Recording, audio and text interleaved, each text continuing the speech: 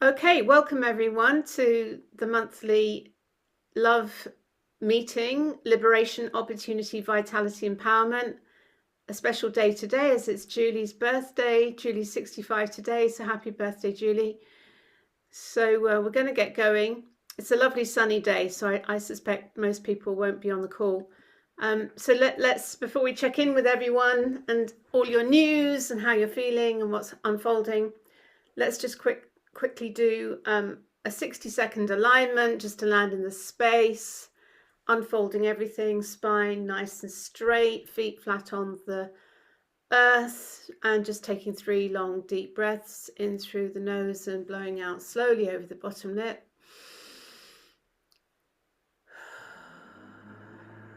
Maybe letting out a sigh on the out breath if you feel the need to release any tension. Consciously dropping from the busy mind into the body, into the heart, feeling the support of the earth beneath your feet and the chair beneath your sitting bones, consciously coming out of everything you were doing before today's meeting and everything you're due to do later today, so that we can all be fully present in the now moment where the power is. Cool. Okay, so let's check in with everyone. Lynn, do you want to start? We haven't seen you for a while, and I know that you've been traveling Yeah, all over well, the I've been place. traveling, and yeah, I'm not actually getting these emails. This is the first one for 4 or 5 months. I know a lot of Um, platforms are blocking our emails actually from yeah, that well, source platform. Yeah. I know. Yeah, I know. I'm having a little bit of. I know there are other things on iCloud that are not coming through. Because people say, "Oh, have you got another address? Because I've sent you it and it's not coming through." So, but Ocado can manage to get through, but not us. So, yeah, it's the first time I've received it for a while, and actually, I don't see much on when I go on Telegram to look. Um, it's actually quite hard to find the link. I usually find Julie's. Um, but your pinned message doesn't always doesn't always there. But I do find the meetings afterwards sometimes. So Yeah. yeah, Telegram. I don't think it's. I haven't quite got the. I mean, I'm not there all the time, so I can easily miss things. I very rarely go on any social media at all now. Um, so it's quite easy for me to miss things on Telegram. But yeah, I have looked in the past. But yeah, we've been to Alaska. We were away for nearly a month there, and that was fantastic. You'd all love Alaska. I think it's a sort of real lesson in self-sufficiency and self-reliance. Um, I know there's a big shooting culture. They shoot moose and bear if they have to, but they use everything. They eat it. That will feed them for a year. Um, Fish. They do a lot, they get their freezer full of fish for the year, and lots of fruits and nuts, actually. A very productive but short growing season. They have very long days in the summer, yeah, but the summer doesn't last that long. But when it does, they have very productive time with and they'll grow potatoes and lettuces and all the rest of it. And in China, they're using the thermal power of the earth, the geothermal power, and growing things in um, greenhouses there all year round now. Uh, so yeah, I think it's a brilliant place. People are most there are people born in Alaska. Obviously, they have a lot of people come in from other parts of the states. But when they get there, they tend to start living like Alaskans, living from the land, living uh, even if they're not when they get there, they become hunters and fishers, and because everything's so expensive, and a lot of them are quite mistrustful of imported meats and fish. So they want their stuff fresh and not caged and not drugged. So Yeah. yeah, it's an interesting place, really. I mean, it's the second time I've been. It still has that slightly frontier feel. Um, yeah, liked it very much. And the other at the time we were away when there was a meeting on was Dover Castle. That was rather an interesting one. We stayed in the castle uh, because they have a little holiday lets in, only one actually, and it means that when everyone's gone home, 4 o'clock, they shut the gates, and you have the whole place to yourself, which is just brilliant. So you can be a bit feral, you know. We had the dogs and everything, so we're just running around, being kids climbing on the ramparts and all that. If English Heritage are watching, we didn't do that. So yeah, it's a very, very interesting time. We've had a great year, and I'm just loving this weather. Absolutely loving it. Uh, when you think of this time last year, we'd only just I think it was about last weekend, we'd finally got rid of that bloody cloud that was hanging over the country that had been there since October. But this year, oh my gosh, it's stunning, stunning. Mm, Yeah. So fabulous. Thanks, Lynn. Are you going to this Albion Engleland dinner this weekend? no, I'm swimming Coniston. Ah, okay. We have yeah, we it seemed like a good idea last year. Not so much now, it's only a day or so away. With yeah, it's an end-to-end swim. Of Coniston Lake in the Lake Yeah. District. Okay. Ah, Mm. interesting. It's not this weekend, it's the following weekend on the 28th. Oh, Saturday the 28th. oh, sorry. yeah. Oh, yeah. Of course, Yeah, it's solstice that's this one. weekend. That one I know Verity has a rehearsal for her drama school, so probably not because I think I'll be chaperoning. Oh gosh, Yeah. bit the bullets and got my chaperone license so that I could help with their show because they were struggling along.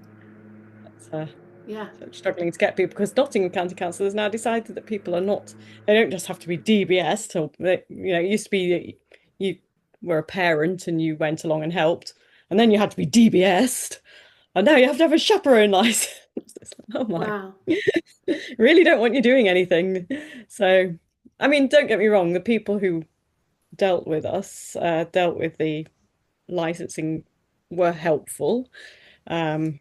They sort of found ways round the things I couldn't, and got the DBS through and the chaperone license through very quickly, with minimal fuss. But just the fact that Is this something you this could is a contact? requirement for kids, doing a kids thing, and Is this something you could contact Mick Barton, who's now the leader of Nottinghamshire County Council, Reform UK?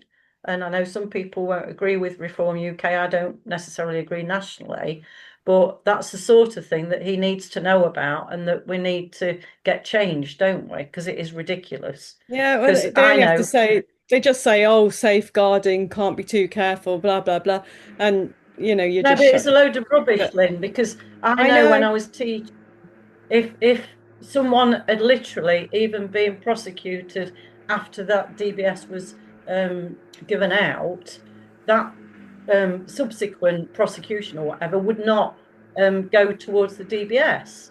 And so it's a load of rubbish, and they could actually do it, the whole system, a lot better. And we shouldn't have to be doing stuff like that I'd to have our thought kids. knowing your parents would be the best way of ensuring the kids' safety, rather than filling in a bit of paper for a council. But yeah, it was, it's like fine. I know that I know for the kids to have these shows, they need people to help them. Yeah. Well, you could But, send me some links to that, Lynn, and then I'll try and get in touch with Mick Barton and see if we okay, yes, do all right. that change. But Yeah. it seems to be everything that anything that people want to have. People are just not going to work with kids at all because, well, you find it all the time actually. I mean, I've got three, well, one no longer, but two now that are stuck at being 17, um, and because they are 17, no one will touch them with a barge pole for apprenticeships or work experience. Because they have to go through the DBS and get council approval and blah blah blah blah. And so they weren't. So the 16 and 17-year-olds are absolutely screwed if they don't, unless they go to college and go down a. No one's allowed to help them really. It's absolutely just ludicrous. There are lots of people willing to, but they won't touch this procedure with a Welsh poll. And because the councils are so, there's just so much compliance behind it. They can't afford the staff to do it, most of them. So yeah, these kids that don't want to go to college have nowhere to go because people are not allowed to help them. Yeah, it's I just think it's absolutely wow. It's cruel, I think, really, and inhumane, and it's against all the natural order of things. You know, kids coming through, they're keen, they're ready to go, and people are like ready to employ them and use that energy and love sharing their knowledge. A lot of people, and it's just crushed, just crushed. So that's another thing that sort of a bit of a bugbear.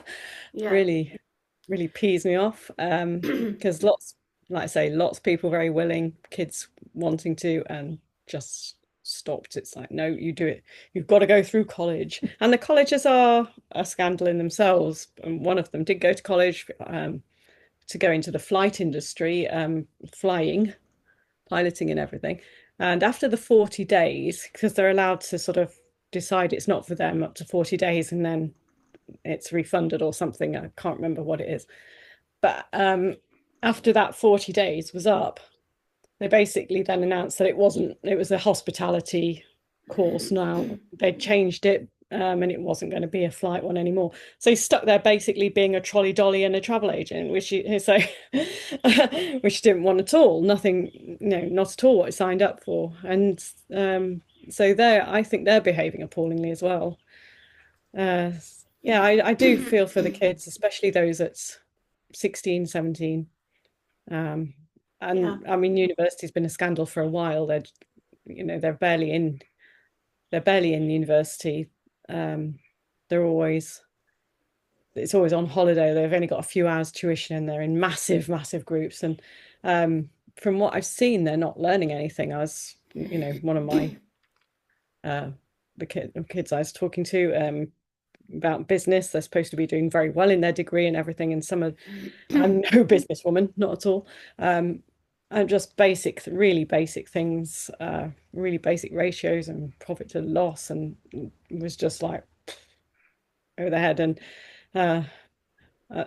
like I said to Verity, you'll learn more about business running your little candle stall at Scarecrow Weekend. You seriously would, because then you would understand, the margins. You understand how much the materials cost, the labor, all the other things cost, and how to work out what a profit is from that. And it was a bit of an eye-opener for me, but there we go. It seems to be pretty normal now that they don't really get much. It's just sort of a holding thing for 3 years to stop them being on the unemployment register. Yeah.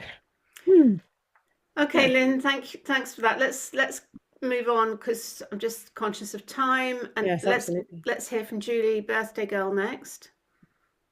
Right, well, thank you. I went to Alaska for my 40th. I got this thing that taskers from Alaska, and I loved it. But obviously that is 25 years ago. And yeah, so last week I was at the NHS conference, which it's a national conference for health and social care innovation. I first went in 2016 and I was really optimistic because NHS England were really wanting to hear patient and public voice. And I've been a patient and public voice since 2010. And not only were they wanting to hear us, but they wanted to understand us. And then I went in 2017 and got in there. It was all technology. And basically they didn't want to hear us. And I was amazed at how different it was. So I contacted them after the conference and I let them know that, I asked them, Christie's Hospital in Manchester apparently used to have every single patient would see a complementary therapist as well as medical practitioners. And so I suggested, how about involving them in the conference? And basically, they weren't up for it. I can't remember what they said back to those emails. But then the following year, 2018, I got my place for the conference. I confirmed that I'd got it because I pay for my own Airbnb and it's 2 days self-employed, I'm paying for myself and all that lot. And then, so I booked my Airbnb and next thing I knew, they tried to withdraw my place. And I'm like, well, you've confirmed that I'm allowed to come. You actually confirmed that. So why? And we emailed to and fro in. And then eventually, because I've even interviewed with the chief of staff of NHS England when they were setting up vanguards, I didn't know what that term vanguard meant then, and now I know more about that term, and it's like, why were they even calling them vanguards? So anyway, I emailed again to say, please give me my place back, and I CC'd in someone high up in NHS England, and they gave it me back as long as I did not mention complementary therapies. Oh dear. So I went and I didn't mention complementary therapies at all until I was just about to leave. And I went onto the NICE stand, the National Institute of Clinical Excellence. And I have tried to advise them on various things. And I would say they are not nice. They need to be, but they are not. And I can't remember what conversation I had, but the man on there said something about alternative therapies, and I just said I prefer to call them complementary with an E because we're completing healthcare. And he said, oh yes, yeah, that's our policy. I said, well, whatever you're talking like you are doing, you are not following your policy. And then I walked out because I wasn't supposed to be mentioning complementary therapies. So I didn't go in 2019, and then obviously 2020 it didn't happen. I don't think it happened in 2021. And in 2019 they'd even moved it from Manchester to Birmingham. So I don't know if that's because of my mention of Christie's Hospital at Manchester. And then 2022 I went to Liverpool because they changed it from Birmingham to Liverpool. And it wasn't as good a venue, and I just kept quiet about complementary therapies because I thought I don't want to be stopped going again. And then they moved it back to Manchester the following year, and I went and I mentioned little bits about what I'd gone through, but still it was very technology based. And then I went last year and I mentioned a bit more about how I'd been treated and complementary therapies. This year and last year I wasn't all that optimistic still, but I want to know what they're doing. This year I'm actually feeling quite optimistic. They're talking about preventative healthcare. They were starting to try and talk about it last year, and I went up on this particular stand that had got loads of stuff on saying about preventative. And I'm like, oh, is that including complementary therapies? Oh, no, it's just technology. So I'm like, well, what is the point, really? So then this year, it's been much better, and even one person mentioned not having as many pharmaceuticals and stuff like that, and genuine healthcare and understanding health better and doing a lot of stuff to prevent people from getting ill. So I am feeling quite optimistic. What I would like to know is people's opinions of Wes Streeting, because I knew of his name, but I saw his presentation and I was quite pleased with what he presented. But since I've looked up of his stance with the COVID lockdowns and stuff like that, I'm a bit concerned. But I have actually emailed him trying to promote the complementary therapies, so I'll be interested in feedback on that. And as Rachel's mentioned, there's this England Co-operative gala event a week on Saturday the 28th of June. I am going, and I'm hopeful that they're now starting to set up some co-ops within different regions. And there's 3 co-ops, I believe, that have been set up on that day within England. I think 2 of them are quite related to Birmingham, just small areas of Birmingham. And then there's another one that is related to Long Eaton, which is sort of Nottinghamshire, Derbyshire border, and I do go there. So I'm interested in that. I'm still involved with the CABI, the Community Assembly of British Isles, but at the moment, nothing much more seems to be happening locally for me. A lot's happening down in Cornwall, but they've got a different name for that area. Oh, and yeah, the NHS app, I've now found out, is Microsoft are behind it. And so I attend regular meetings online with the local NHS app people, the Citizens Digital, and I really attend that so that I know what they're doing. And I've been trying to get them to include complementary therapies, but they keep telling me we can't do that because nationally it's not part of what the NHS app is for. But now I've got some contacts through the conference I went to. But now I've just found out today that Bill Gates actually set Microsoft up as a co-founder, and Microsoft is behind the NHS app. So it's no wonder they're not wanting complementary therapies on there. Yeah. I'll leave it Interesting. Okay, thanks, Julie. Now we've got Daniel here and iPhone 5. So if Daniel, you want to speak or iPhone 5, can you just let me know or come on your video? In the meantime, let's come to Carrie, and apologies for the confusion at the beginning of the call, Carrie. How's things at Loveland? Oh, Daniel says he's just listening today. Thanks. So iPhone 5, if you can reveal yourself and let us know if you want to speak, because I'm not sure who you are. I will mute you back actually as well, because it's, yeah. Hi, Carrie. Let's come to you. Let's check in, see how you are. Oh, let me ask you to unmute. Make it easy. I think she's trying to unmute. I just got. I did send you. You got the little mic. There she is. Hey. Hi. Yeah. Sorry, we were just trying to change computers because the sound isn't very good on this, but so I'm still on the first computer at the moment. Okay. So hi everyone. It's been a while. I hope you're all well, are you? And okay?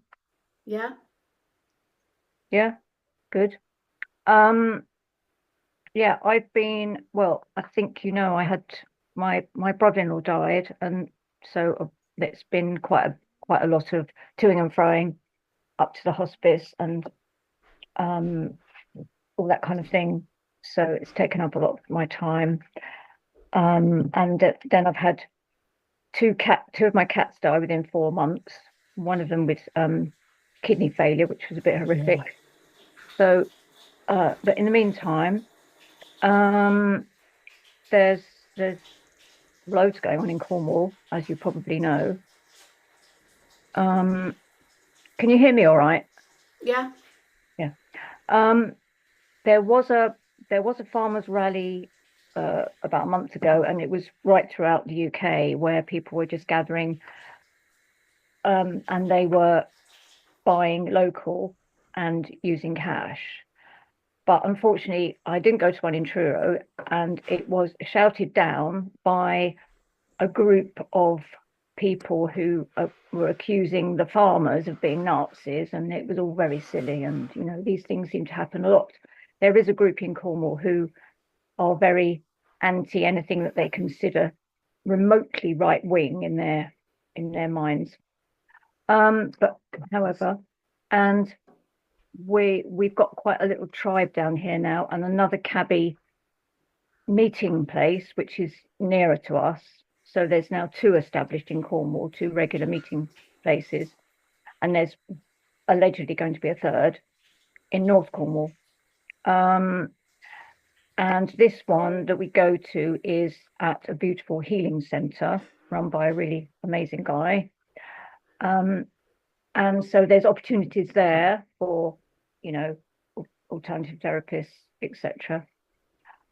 And I'm still tutoring my friend's little boy, and I'm hoping that maybe if there's some people trying to buy some land, that we might be able to set up something, growing food, education wise, therapies, that kind of stuff. I don't know.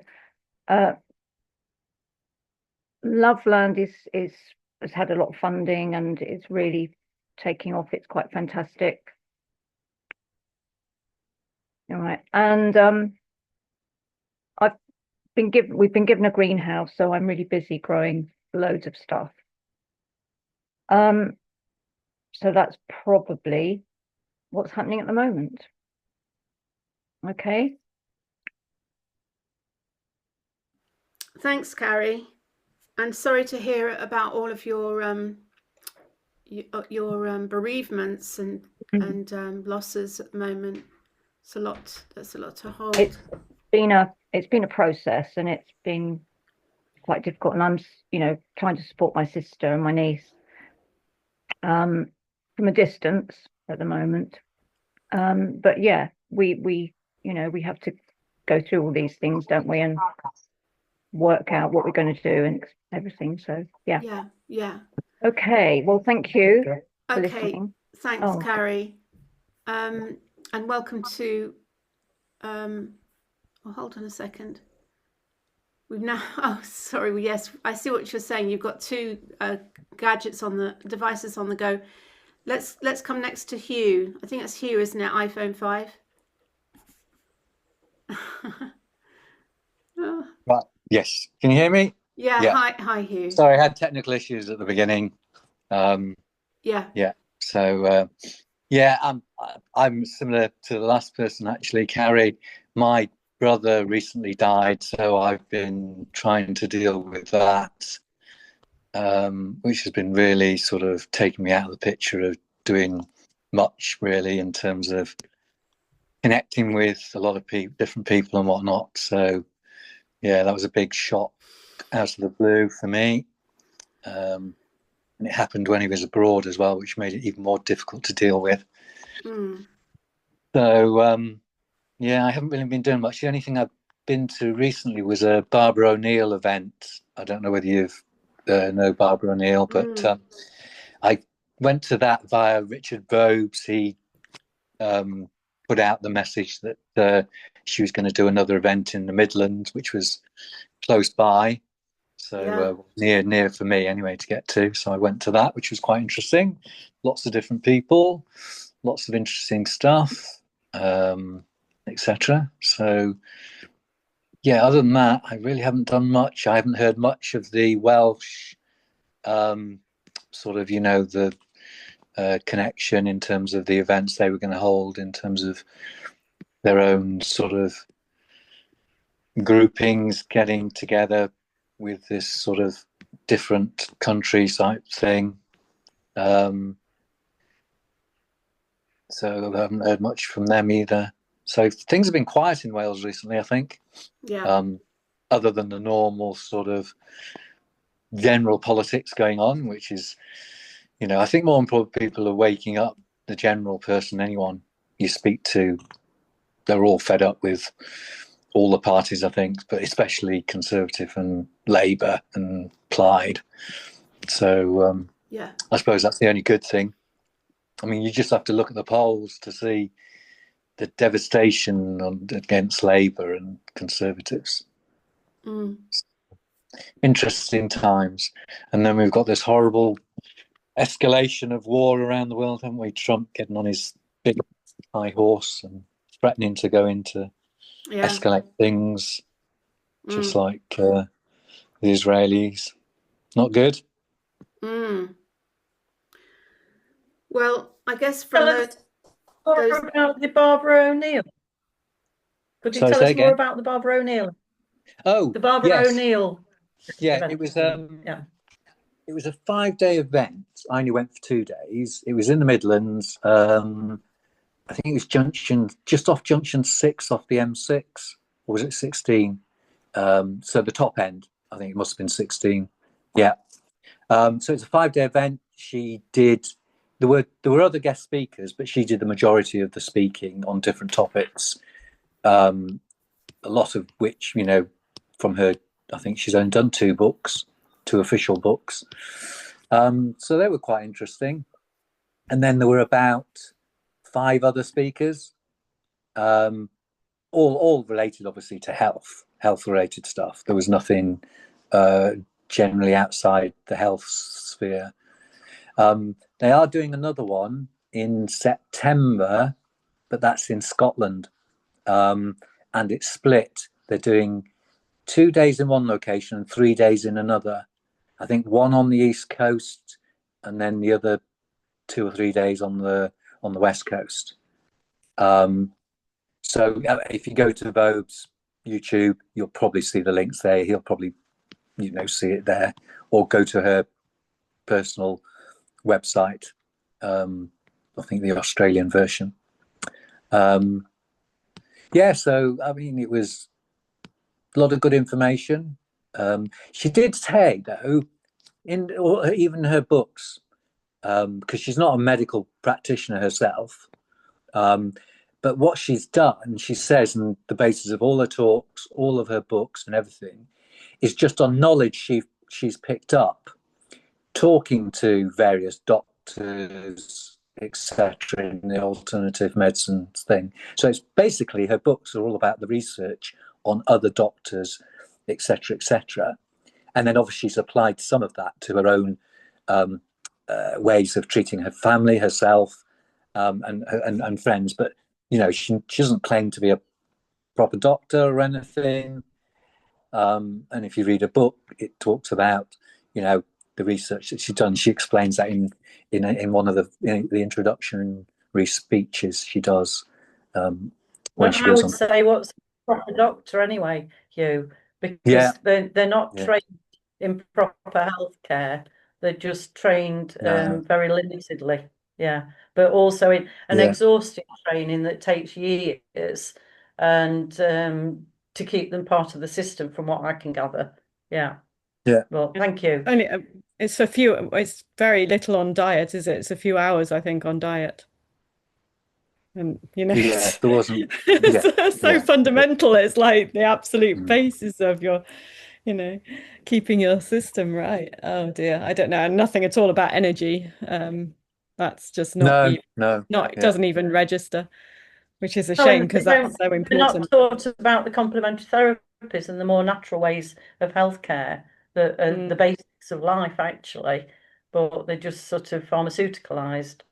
They are basically pharmaceutical pushers, aren't they, now? Which is a shame, because I think they go in with the right motives.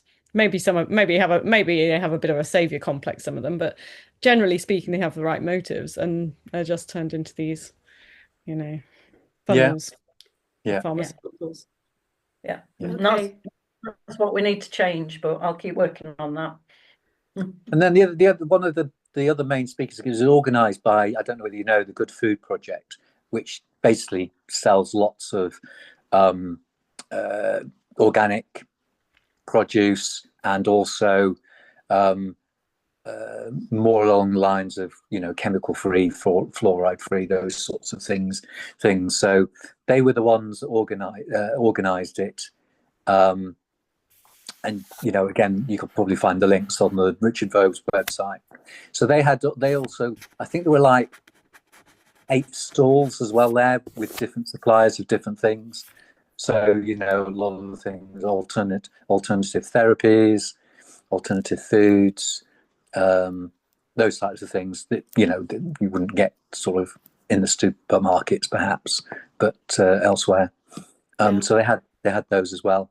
The only thing that they didn't have, because obviously she mentions quite a few things in her books in terms of ingredients and treatments and things, when you couldn't find a lot of them, but they are at the next event. They did say what they try and do is source a lot of the things that she's going to be talking about through the 5 days, so that if you did want to use them, get them, and like I say, mainly organic stuff, then they would try and supply them at the event and have people available to get them as well.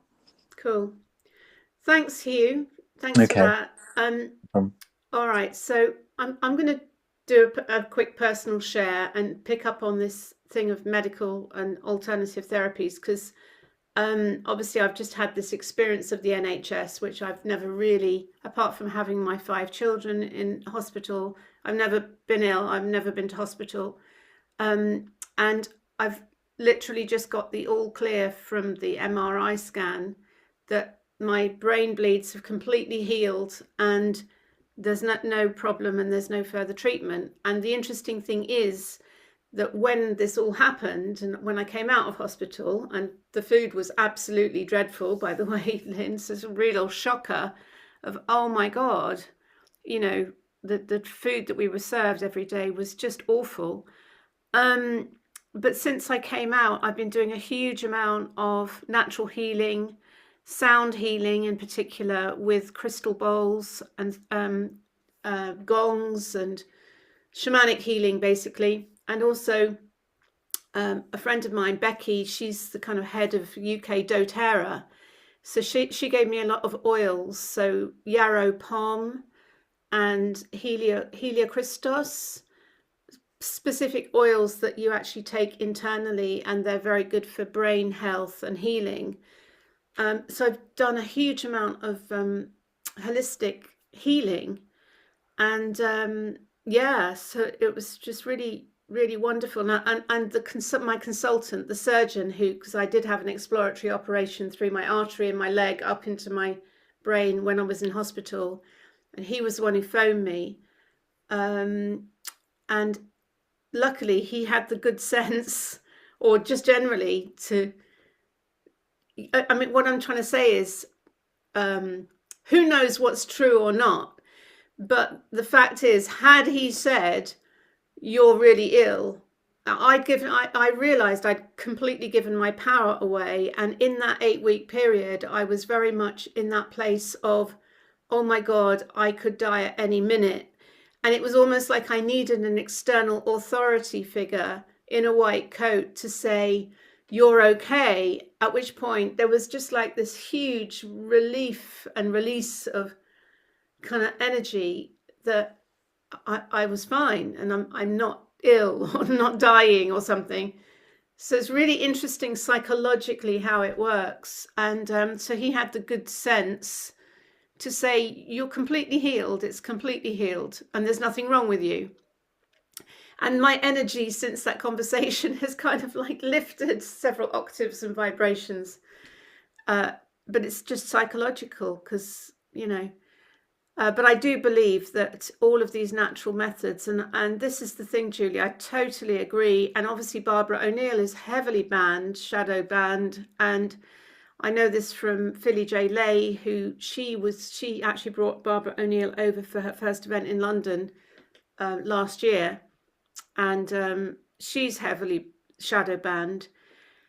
And you know, what is it with the system that we can't embrace natural health and healing and shamanic healing and things like plant medicines, which are completely, you know, class A drugs? They're labeled as class A drugs. No, they are profoundly healing.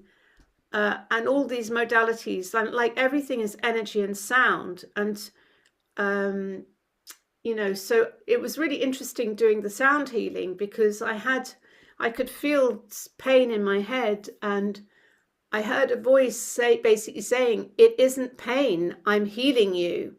I'm restoring the sacred geometry, because if you've got like damage of any sort, as you go through the healing process, the pain is not pain. This is a German new medicine concept. It's not true pain. It's your body restoring its sacred geometry. And so it's just your body adjusting and healing itself. So actually, as you're healing, it's a bit like when you have a wound healing. It's actually more painful during the healing because it's your body restoring itself to its sacred geometry. So it's been very interesting, my little foray into the NHS and into health. So anyway, that's my little share on my little update. So, Rachel, I had no idea you'd been ill. I'm very glad to see that you're looking in good health now. Yeah. Well, it was funny because I sent you a message, Julie, didn't I, that week? And I said, I'm feeling really ill, like I'm close to death. And I didn't know what was wrong. And I thought it's because I'd been taking some anti-parasite herbs that was making me feel ill. But actually, I just had two brain bleeds, and eventually went into Matt's. Couldn't get an appointment with the doctor. Thought, I'm going to go to Matt's. They sent me to Torbay A&E, and they blue lighted me to Derriford in Plymouth, the neurological, and I spent 7 days in hospital. So it was really quite intense, you know. That's incredible. No, I had no idea. Sorry, I would have obviously sent some wishes and all the rest of it. Yeah. But it's good to see you back and up and about. But yes, I think the pain thing is interesting. Apparently, a lot of it we were taught when I was preparing for we did hypnobirthing, so preparing to have kids. Quite a lot of the pain is fear.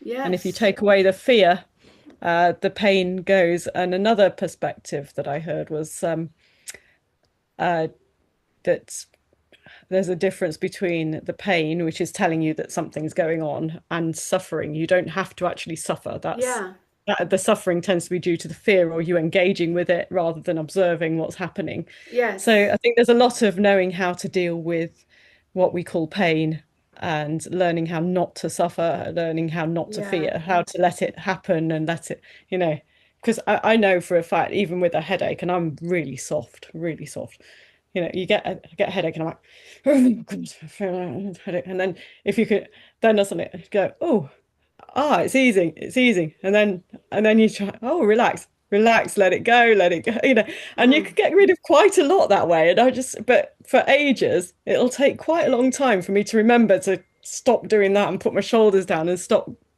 being annoyed about it, and to let it clear out. Because of course you cram it up into your head, don't you? It's amazing. But I mean, even now I will get annoyed with feeling any niggles or things before I remember to relax it off and let it work its way through.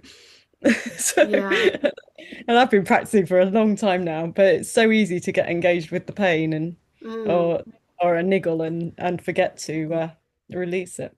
But this is where they keep using the nocebo instead of the placebo. So like Rachel said, if she hadn't been told that, yes, everything's fine, and when people are told, you've got 3 months to live because you've got cancer or whatever, then I've known people literally live to the 3 months and then pretty much die on the day. And they shouldn't be doing that, because they know that placebo does happen. And there's so much. And I know the state I'm in now compared to what I was when I split up with my husband, because I've never been into complementary therapies before that, never received massage or anything. I got into the complementary therapies because basically I was in such a state, and at one time I was even losing a pound in weight a day. I was less than 7 stone because I was so stressed because of the divorce. But I got into the complementary therapies, and at one time, even if I heard of someone hurting themselves, I would literally faint. Now I can even do the remote viewing and view dead bodies to help people be found and things like that. And it's amazing how I spent 2017 saying that I don't faint anymore. 1:45, someone dumped his emotional stuff on me and I fainted. So I now don't say I don't faint anymore, but it's like, right, what can I do to help myself with this? And it's amazing what we can do. And I'm so glad, because Rachel, honestly, you look so much better today than you have done even the last time that we had Zoom. And knowing that you've had that diagnosis and everything's fine, it is like a weight lifted off you, isn't it? And I know a lot of NHS staff, they go into the NHS because they're genuinely caring, but they are taught the wrong things and the wrong way. And this is what needs to change. But I'll keep working on that in the back. Yeah, I have to say, though, I was really impressed by NHS and the doctors and the nurses and the whole everything. The only thing, as I said, the food, and also just simple sort of feng shui, as I would call it, like proper water, like natural living water, mineral water. I was buying that. I was having to get that in from, and also, because obviously they just give you tap water, and also air as well. And luckily I was by the window in my ward, so I was constantly had the window open so we could get some fresh chi in. But I literally didn't go on the earth into nature at all during my time. And did you have a metal bed? 7 days? Metal beds, full of electronics. I mean, it was very and also the MRI scan itself, all of that electromagnetic stress being in that machine for it was 45 minutes. It was absolutely discombobulating, and I didn't realize until I'd had it afterwards. My energy field was completely scrambled. So it's very interesting. I had a significant experience with the metal bed at Airbnb I stayed in. This is when I was doing my health kinesiology tutor training. And literally, it had tested up. Well, the first night I was there, I got some acid stomach, which I don't usually get. And I was trying to think, well, what have I had to eat? Couldn't understand it. The next night, I was even worse and still couldn't understand why. I was thinking, what have I eaten? The following day, one of the students worked on me, and it tested up for me to literally sleep on the floor in the room I was in and told me where to sleep. So I got back that day and put some things on the bed to do some work, leant forwards over the metal bed, and I started feeling sick. Leant back and I was fine. Leant forwards again, started feeling sick, and it was the metal bed that was causing the problem. So I slept on the floor that night and I was absolutely fine. I did the work that I was doing on the floor as well, and I was absolutely fine doing it. So it was the metal bed. So why on earth have we got metal beds in hospitals? Crazy. Absolutely I know. crazy. I did appreciate just being able to press a button and to be lifted up, like sitting up. It's like, that's quite fun. Yeah, I mean, we could do that on a wood one. I know, but shamanically, the very best thing is to be in nature and to lie on the earth. I mean, or just to camp in the forest or something. I mean, all these. I'm just so much into shamanism and natural remedies and just nature and nature's healing, and it just really brought it home to me. And obviously eating, as you said, eating well, and also taking natural remedies. It's really, it's the most powerful thing you can do, really. Yeah, but at one time I was allergic and intolerant to all the healthy foods, and I even ended up having skin prick testing on both arms. And I overreacted to loads of them. And he told me the last time they'd had someone as reactive to as I was, they were on their nth visit to casualty. And but I'd never been to casualty because my family were used to me fainting, so that I got used to doing recovery position. So anyway, they referred me to an NHS dietitian, and I was really, oh good, finally I'm going to know what I can eat and what I can't. I basically got in there, and I am talking years ago because this was while I was still married, and that was over 25 years ago. Yeah. And I got there and she said, I can't advise you. You're allergic. You'll just have to listen to your own body, which actually was one of the best advices she could give me. But literally, I would put a Pringle to my mouth because I was tidying them up from the kids. My gut started reacting. I hadn't even bitten it. And then I decided to try a pinwheel of smoked salmon because I knew I was allergic to smoked salmon, but I thought, oh, I hadn't had it for ages. I'll try it. I was fine while I was eating it, but 4 hours after, I got like a brick hit in the back of my head and I fainted. So I'm glad I only had that one. Now I can eat smoked salmon and I'm absolutely fine. So, and even eating a little bit of apple, I used to get my ears itching and my throat swelling and could have killed me. So we need to really be mindful of ourselves. So just because it's healthy doesn't necessarily mean it's healthy for you. Yeah. So just be careful. That's true. With love, not fear, though. Yeah. I was quite interested to learn what is being not allowed, if you see what I mean. I went to a herbalist and asked for some clove oil because normally it was on the shelf, and they didn't have it. And I just said, have you not got any clove oil? So, oh, what do you want it for? I was like, well, teeth, gums. Yes. I quite like to do that. So, oh, you can't use it for that. Wow. I was like, you've got to be joking. No, it's now illegal to use it on your gums, and because it can cause breathing issues if you swallow it or something like that. I was like, you have got to be kidding me. I said, okay, I want it for antifungal. He's like, oh, there you go. So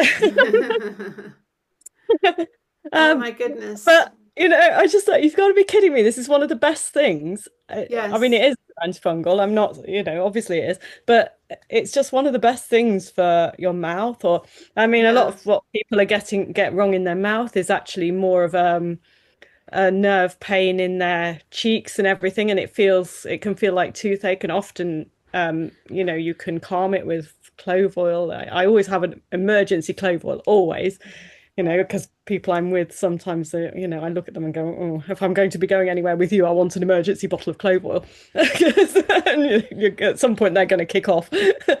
So but I was really surprised. So now when I go in, I was like, antifungal. He's like, yeah, you're not going to drink it. I like, no, I'm not going to drink it. It's fine. Well, I will probably use it at some point in my mouth. Yeah. But because I just think it's wonderful stuff, and it's been banned for use for the thing that it's best for. In my opinion, I think it's best for. I remember going to. I mean, it's quite good for sinuses as well. Anything around there, it can actually, if you put it in your mouth, it's very good for clearing those infections that you can get around your. Yeah, I remember going to India and having toothache, and my ex-husband's grandfather, he's Indian, and he got the clove oil out, and I rubbed it on my tooth, and it was just miracle. Absolutely. Unbelievable relief and I can't believe that's. Yeah, I can't believe that's such a key part of my medicine cabinet for, wow. because it very specifically it works well in the mouth, and which can be quite acute, and it's very quick, very easy. And anything going on, any suspicion that there's anything going on in my mouth gets clove oil. Because that's not something I want. I don't want any issues around this bit at all. So clove oil tends to be called upon if I feel anything at all, and the kids straight away clove oil. So I was like, a bit shocked. So I was sort of stocking up a bit in case they'd ran it completely. I was like, I must learn how to grow cloves. I've started growing tobacco. I've got a lot of tobacco, so I don't have so that because nicotine is good for anti-radiation. It's good for this spike protein that people going on about that's in the jab, and so it can help actually with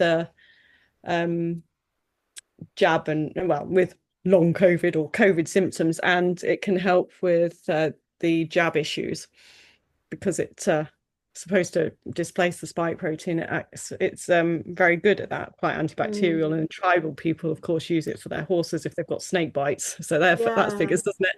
And taking your prayers to heaven as well with tobacco. Oh, is that what it does? Okay. I put a prayer into it and offer it into the fire, or smoke it, but you have to blow it out, not take it in.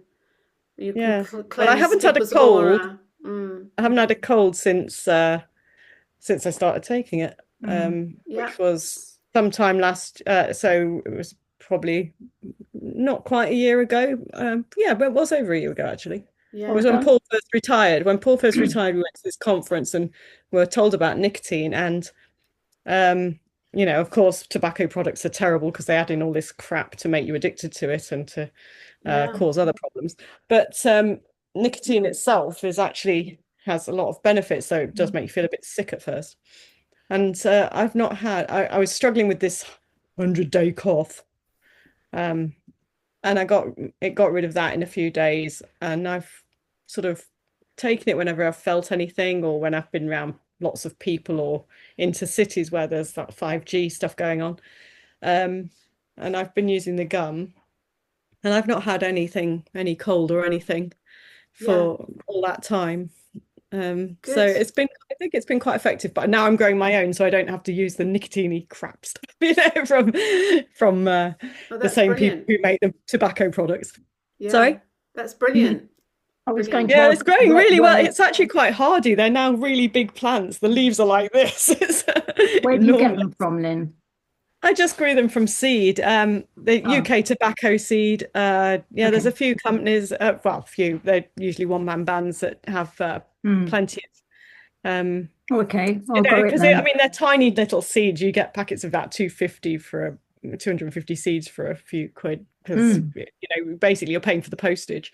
And they grow really well. They didn't grow very well last year when We had that horrible cloud over us, which we don't have this year, which is brilliant. But they've absolutely flown this year, really. Well, I tried the patches, and I put a whole patch on. And my friend said, "No, you should only put a little tiny bit on." And because they're for 60-a-day smokers, and we're like, we're completely not used to it. I was okay, and suddenly I felt really weak. My legs were shaking. Yeah, felt nauseous, and then I threw up, and then I felt okay, and I thought, I've totally made that mistake. I won't be doing that again.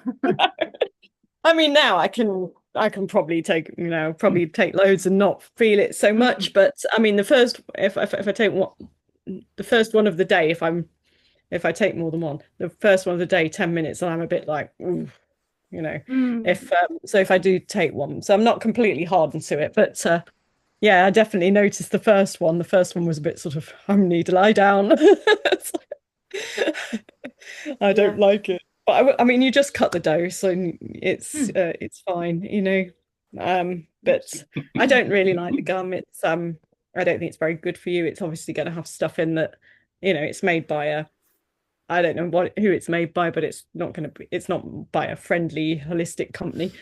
So I know it's got talc in, I know it's got stuff in I'm not going to like. So I'm sort of just getting these leaves dried now, these big leaves, so that hopefully I won't need to use that stuff again.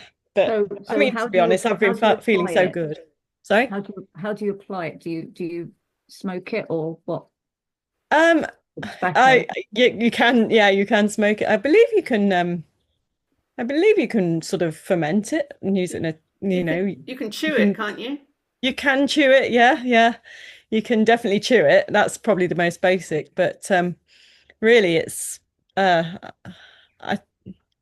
don't think it's as limited as we say. I did look it up once, and I'm trying to remember what you had to do. I think fermenting it was the way you used it in foods and things, and because you get rid of the ammonia. There is ammonia in pure tobacco leaves, which you can get rid of, but some people say don't, it's fine. It's I think it depends a bit on the variety.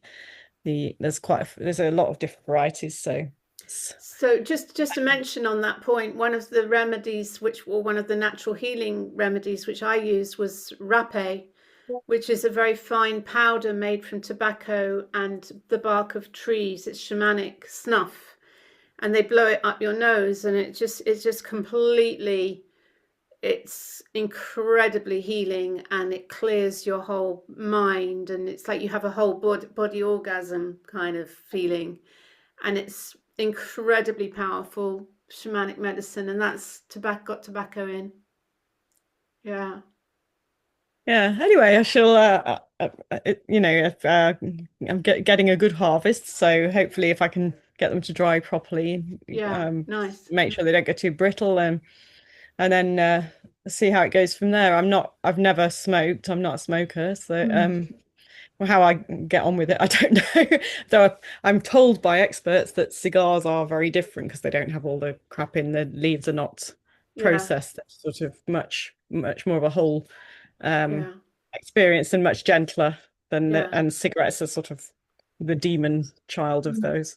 But it's like Rachel said, of not swallowing it, just have it in the mouth. And I think I can probably do that. I will look that up. That's sort of tomorrow's problem, really. I've just got to get drying them now. So if you bring the smoke into your mouth and you blow it out is life, and take it down into your lungs is death. That's what they say. So so when the colonials, this allegedly, I forget who told me this, when they invaded, the Native Americans, the Native Americans taught them to take it into their lungs rather than the correct way, which is to blow it out, because basically, so inhaling it into your lungs is death. So they taught the white men, shall we say, to inhale it to kill them. Smart. Yeah, okay, I can sort of get that. But I hadn't realised that last little bit, that was why. He's coming. He just needs the key. Sorry. Okay, on that note, passing through my window. it's just after, it's 1:01. So let's call today to a close. But thank you all for coming on, and it's been just a really interesting discussion about liberation, opportunity, especially vitality and empowerment. So this is what we're all about, a different way of being on the planet. So sending you all lots of love. Thanks. Thank you, Rachel. I'm glad you're better. Okay. See you all next month. Bye. Yeah, next Thursday, the third Thursday of the month at 12 noon. Okay. If I will try and email if I'm not getting the link, because that's happened a lot. Okay. Same link every month. Okay, lots of love. Julie, have a good birthday. Bye. Yeah, happy birthday, Julie. Bye. To you. Happy birthday to you. Bye-bye. Bye. Bye.